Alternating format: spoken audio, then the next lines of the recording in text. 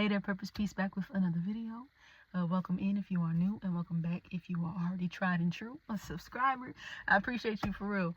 The support means the world, and we just all on this journey together. Here we speak all things mind, body, soul, to keep them in a forward motion and aligned as best as we can. So this is Growing Grounds. Go ahead, sow your seeds.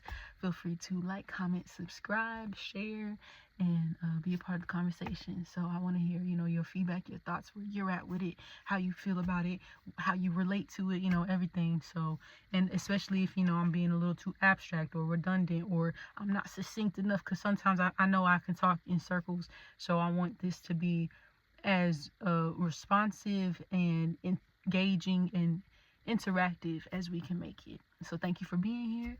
And today what I'm going to talk about is actually a Medium article that I wrote. I will put that in the description below so you can check that out if you are a reader. And it breaks it down a little more orderly, organized. I have a piece of paper with like 5 things on it right here. So my mind just kind of branches off into different metaphors and analogies as I speak. And again, if it's too abstract, feel free to let me know. But today we're talking about wisdom and how living it becomes the application of it. So knowledge is the armor and application is the sword. Similar to how we were speaking in the previous video, things are not just happening to us, but they are happening for us. How is this happening for my greater good? What about my future self? What will my future self need to take from this? And that's harder to do while you're in a very difficult space or predicament. But what makes it easier is changing that scope. When we view it negatively, when we view it as why me instead of why not me, when we put blockers on, essentially, and we're focusing on the problem, we're blocking out anything else that can become beneficial in it.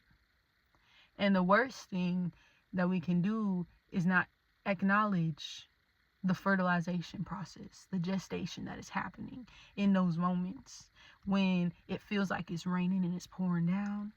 But that's the only way that seeds can sprout. What you go through, dang, there was this quote that was on the tip of my tongue right now. But pretty much when you exercise, right? And say you only exercise when you're comfortable, like when it's sunny outside and when the weather's just right, like 70 degrees. But if it's too hot or too cold, you don't go. So your training is only as good as the worst day that you've trained. So if you've only trained on sunny days, baby, you ain't gonna be ready for the rain. But when the rain does come and you've already extended yourself to the fullest of your capacity, then you know that it's honestly no different than when the rain's here, than when the sun's here. You just gotta wait for the clouds to go away, right? And I feel like that's sort of the same when we are able to allow wisdom to become a tool, and we are able to allow experiences to enhance our identity instead of suffocate it. Because what I've noticed happens with not only my clients, but as somebody who has, had a challenging mental time for a long period of life, I had to learn to condition myself. Similar to how I played basketball, right? And before season, we have conditioning, and there is not even a game anywhere in sight. Why am I running this field? Why am I pushing these sleds? You feel me? I don't even got a game coming up, but it's because I had to prepare. And the way they prepared us, they preparing us for war. We were a pretty prestigious team. So, you better be ready. Even if you are benched, you better be on that bench and know how to cheer, know all the moves, and sweat every blood, sweat, and tear. And all you're going to do is sit there. It don't matter. Everybody was getting it.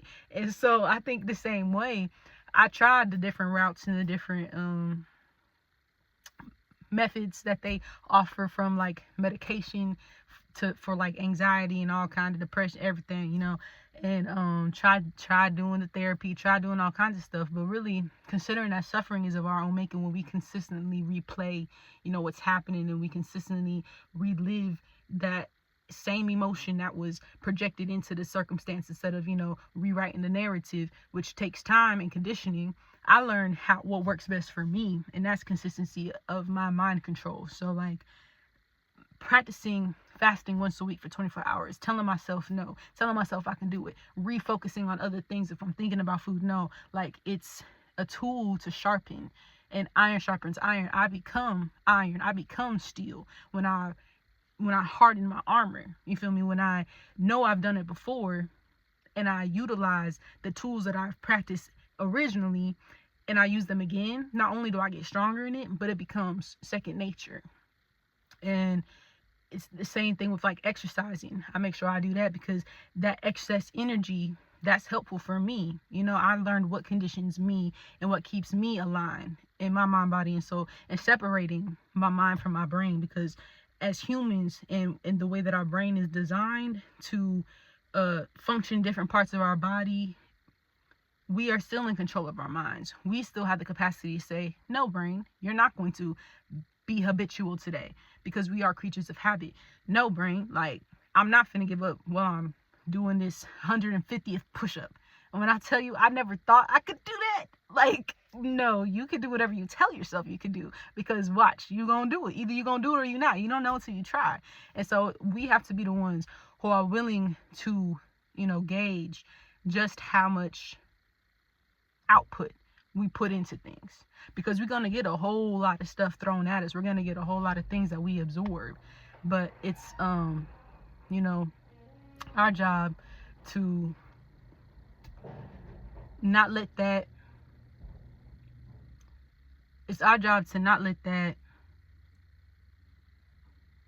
start to decompose us. And I also kind of compare it to like pruning, when we allow circumstances to sort of form that new identity, the anxiety ridden or the PTSD driven, or the, you know, when we embody these things, my PTSD, my depression, then we further separate ourselves from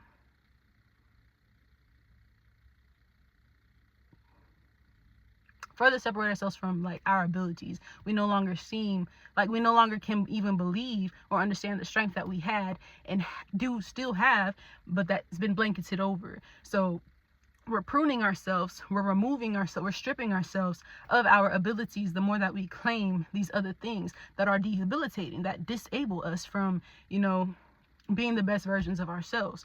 And so pruning is good, but pruning too soon is harmful. It's like pulling a fruit before it's ripe. And I learned, because I didn't have very much experience with pulling, you know, fruit off of trees and stuff. One time I was walking in a park, and this lady, she had she was talking about on the phone. I was trying not to eavesdrop, but she was eating these things off the ground. I'm like, what? She talking about nature's candy. Like, I want to try it. And so I picked some up, gave some to, you know, my son, whatever. I tried it first, of course, but she wasn't dead. So I was like, you know, it's going to be cool. We wiped them off. We just chewed them and ate them. They were the sweetest. Like, we gathered buckets. Like, it was the bee's knees, persimmons or something like that. And then another time we went, and I was like, I'm finna get a whole bunch of fruit. So I'm like knocking them off the tree, not realizing that the garage had came up, so I got a little nervous during the video, but because I don't like editing them, and so I want it to be as, like, you know, flow as possible. But I tried to get a whole like bucket of them and stuff like that, and they were hard, and I was used to them being soft. But when I tried to bite it, not only was it hard to bite, but it was like floury, powdery. I looked it up. It's this chemical in it that it's like a protective mechanism that, you know, as plants evolve, whatever, probably at one point was poisonous, but it's to make you spit it out. And I guess to a certain degree, I forget what it said, but it said it wasn't ready. And I was like, well, you know, I tried a couple other ones. I just learned sometimes I learn the hard way. It wasn't ready, to say the least. And then I learned essentially that, like, pretty much everything is ready in due time, in due season. It has to go through what it has to go through. And when it's ready to fall off, it's going to fall off. And that's the same thing with us as humans. And also the same thing with learning and being able to turn our wisdom into power. Because, like, I know doctors and nutritionists who be telling people all these different things about how to help their lives, yet they're suffering from inflammation. They're suffering from all these different diseases that are uncomfortable for them. And but they're, like, willing to put themselves through that until, you know, they can't anymore, essentially. But it's like, but you know exactly what to do, so why not apply it? Why not slay the demons? Why not use your sword? But you're only as you only do better when you know better. And sometimes it takes different life circumstances for things to get engaged, for things to actually start to click for you. You feel me? So that's when the ripening truly happens. But until then, it's like a constant battle against yourself. So work with yourself where you are. And I'm sorry for being a little distracted because the car never pulled in, so I got a little, I'm just like two things at once in my mind. I hope all that makes sense, and I thank you for listening. I thank you for being here in this space, sharing it with me. Take what you need, leave the rest for your future self. Stay aligned, and as always, peace, love, and soul.